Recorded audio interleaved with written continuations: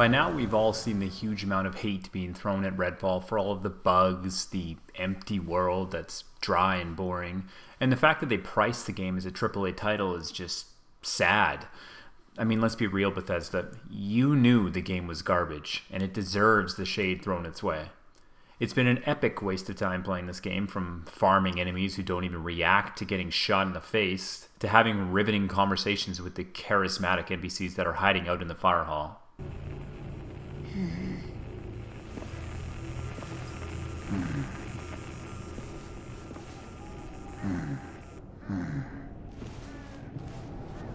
Hey, how could you plan a vacation around this, right? Look, I'm still a big fan of the survival, looter, vampire, whatever this genre is, so I've tried spending a little bit more time with the game just trying to get something out of it. I figured I would slow down, take a good look at the world of Redfall, and try to find some positives. We can shit on the game all we want, but some people at Arcane probably poured their heart into the game. Sometimes, shit just doesn't work out how you want it to. So I wanted to try and draw some attention to one thing I did think was decently done, and that was the environments and set pieces. Now, some of these are pretty damn good. There's a lot of structures that you cannot enter, which is extremely disappointing, but most of the buildings that you can enter are fully fleshed out and have some of the most realistic contents that I've ever seen in a game. It's believable that they were lived in just a short time ago, and they aren't just empty structures that couldn't have been used for day-to-day operations.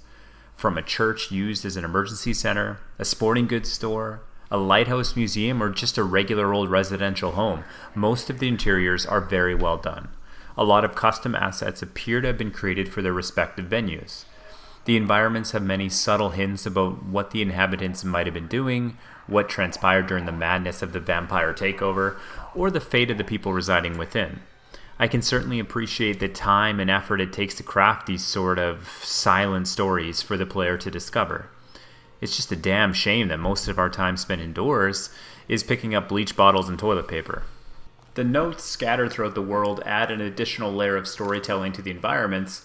However, they are tedious to read and lazy from a development perspective. It's better than nothing, I suppose, but coming from Arcane, it's kind of embarrassing. Some of the outside areas are quite nice as well, really giving that dark and eerie vibe that we would hope for from a vampire shooter. It's just extremely disappointing that so much of the world is simply uninhabited from the undead or the living. All of this being said, large parts of the world are empty, barren, and boring. Every car in the fucking city apparently has an oil leak, and every cultist is standing around waiting for me to put a bullet in their forehead. Long story short, some of the interiors are pretty damn nice, the rest of the game is garbage. Don't buy this shit, and remember, focus on the positives, right? If you can find them.